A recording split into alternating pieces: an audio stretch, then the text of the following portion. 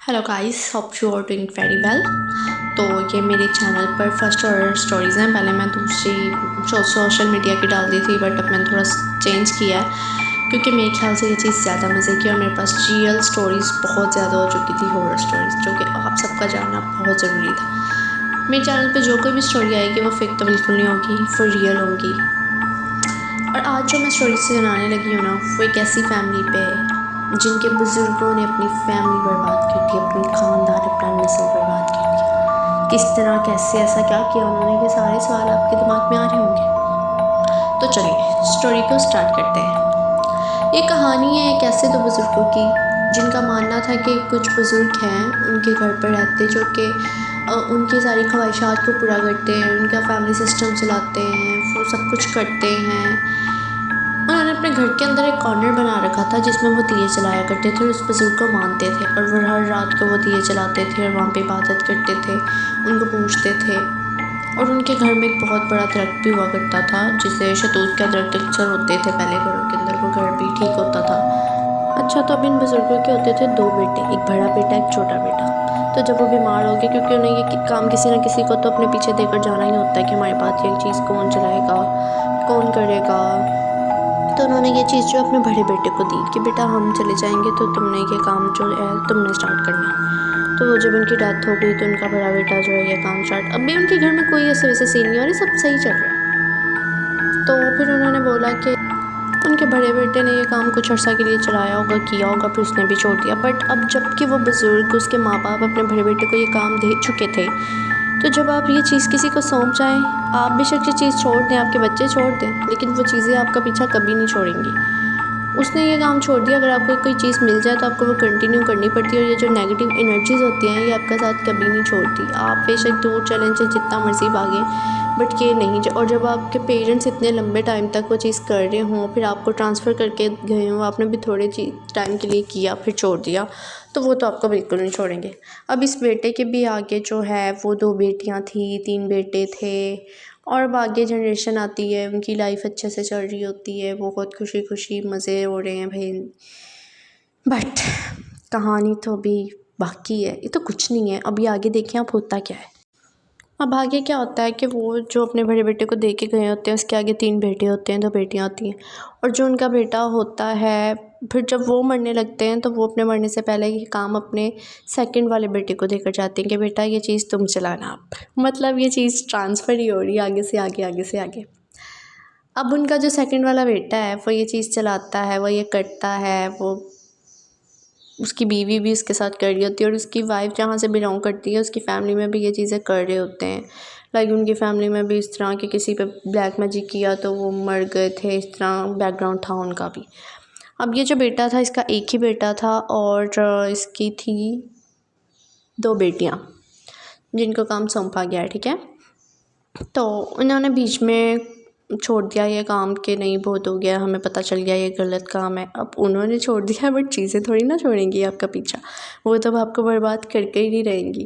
Okay, तो अब ये उस फैमिली की 3rd जनरेशन आ गई है कि बच्चे बड़े हो चुके हैं आगे से सबके, और अब उनकी शादियों की एज हो रही है। अब यहाँ पे सीन सिस्टम होता है कि अब कुछ निशानियाँ नज़र आने लग जाती हैं, वो अपनी नेगेटिव एनर्जी शो करने लग जाते हैं घर में। कभी कोई बीमार हो गया, कभी कुछ हो गया, कभी किसी को कुछ नज़र आ गया।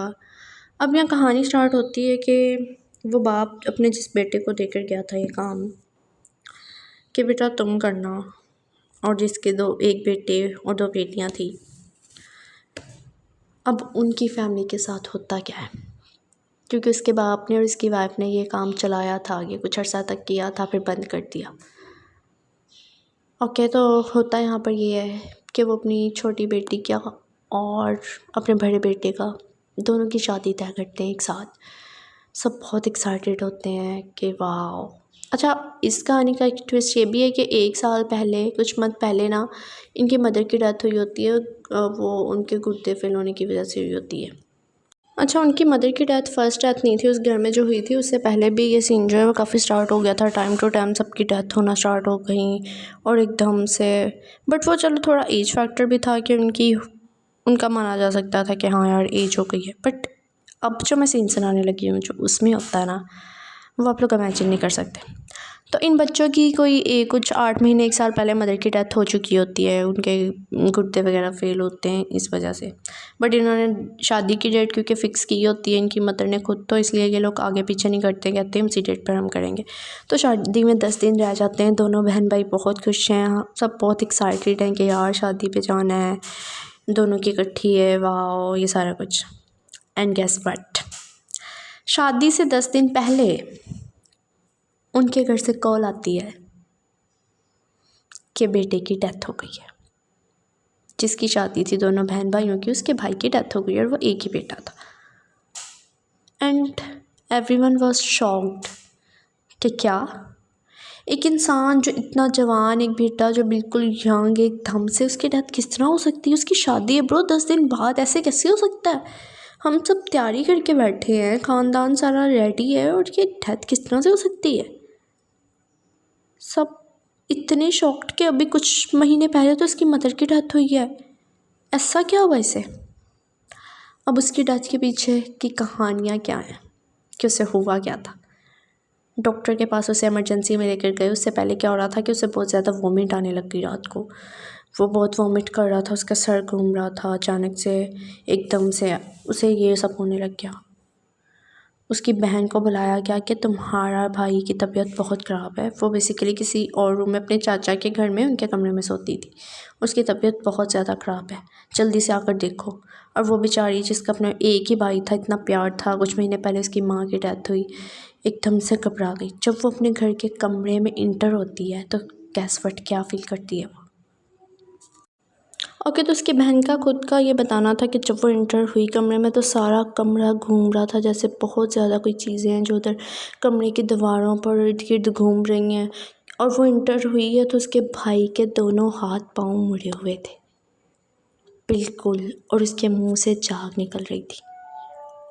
और वो जब इंटर हुई है तो वो भी गिर के बेहोश हो गई। और जब उसके बाकी घर वाले आए हैं तो उन्होंने क्या कमरे में देखा कि दोनों बहन भाइयों के हाथ पाँव मुड़े हुए हैं, मुंह से झाग निकल रही है, और दोनों की हालत इस तरह से हुई पड़ी है। उसे हॉस्पिटल लेकर गए, लेकिन डॉक्टर्स ने बोला इसे हार्ट अटैक हुआ है। बट जब दोबारा से उन्होंने चेक करवाया, अब जाके पता चल रहा है कि ऐसा कुछ नहीं था। एक जवान लड़का बिल्कुल ठीक, बिल्कुल एकदम से ठीक, उसकी अपनी शादी से कुछ टाइम पहले अचानक से डेथ हो गई। और इन सब चीज़ों के बाद कोई क्या ही सोच सकता है। अब यहाँ पे कहानी ख़त्म नहीं होती इनके घर की, अब तो इनकी बर्बादी शुरू हो रही है। उसके बाद क्या होता है कि उसके भाई की डेथ हो गई। कुछ 5-10 दिन बाद सब लोग ऊपर अपने चाचा के घर पर बैठे होते हैं और बात कर रहे होते हैं, डिस्कस कर रहे होते हैं। और अचानक से क्या होता है कि उनकी जो बड़ी बहन है वो चीखना स्टार्ट कर देती है कि कोई है, कोई है। उसे ऐसा लगता है, उसे नज़र आ रहा होता है कि उसकी माँ और उसके भाई उसे नज़र आ रहे हैं। और वो एकदम से बहुत शॉक्ड हो जाती है और एकदम से नंब हो जाती है और स्टक हो जाती है एक जगह पर, जिसे देख कर उस घर के जो छोटे बच्चे हैं वो डर जाते हैं, रोने लग जाते हैं और डर के नीचे अपने पेरेंट्स के पास भाग जाते हैं। उस घर में जब पास्टर्स वगैरह को बुलाया गया, जब किसी देखने वालों को बुलाया गया, तो उन्होंने ये कहा कि इनके घर पर एक पापा का साया है जो इनको नहीं छोड़ेगा, क्योंकि ये इन्हें मानते थे, इन्हें पूजते थे, जिसकी वजह से इनके साथ ये हो रहा है। अब ये जो बिग डेथ हुई है, तो इस डेथ के बाद डेथ्स अचानक से मौत उनके घरों में होने लग गई। उनके बच्चे, उनके बड़े, सबकी एकदम से। या तो कोई इंसान बहुत देर से बीमार होता है ना, तो फिर माना भी जाता है कि हाँ यार ये इंसान बीमार था। ओके गाइस, तो ये स्टोरी उनके घर की इसी तरह से चल रही है कि उनके बच्चे डरते हैं, रात को सो नहीं सकते और ये सब चीज़ें होती हैं। मोरल ऑफ द स्टोरी मैं इस कहानी की यही देना चाहूँगी कि अपने घरों में पॉजिटिव चीज़ों को लेकर आएँ, अपनी ख़ानदान की, अपनी नस्ल की ज़िंदगियाँ ना बर्बाद करें अपने इन झूठे ईमानों की वजह से, अपने इन झूठी चीज़ों को पूजने की वजह से, जिसकी वजह से आपके घरों में नेगेटिव एनर्जी आती है। अब उन बुज़ुर्गों की वजह से उनकी आगे कितनी नस्ल बर्बाद हो गई, उनकी फैमिली ख़त्म हो रही है। अब खुद सोचें कि जो ये चीज़ें करते हैं उनका क्या बनता है। उन्हें कभी दिल से सुकून नहीं मिल सकता, उन्हें कभी पीस नहीं मिल सकता। सो गाइस, ये स्टोरी यहीं तक थी। नेक्स्ट स्टोरी के साथ मैं ज़रूर वापस आऊँगी। अगर आप लोगों के पास भी कोई इस तरह की रियल स्टोरी है तो कमेंट में लाजमी बताइएगा, या मैं इंस्टाग्राम मेंशन कर दूँगी, वहाँ पे मुझे DM करके आप बता सकते हैं। Thank you.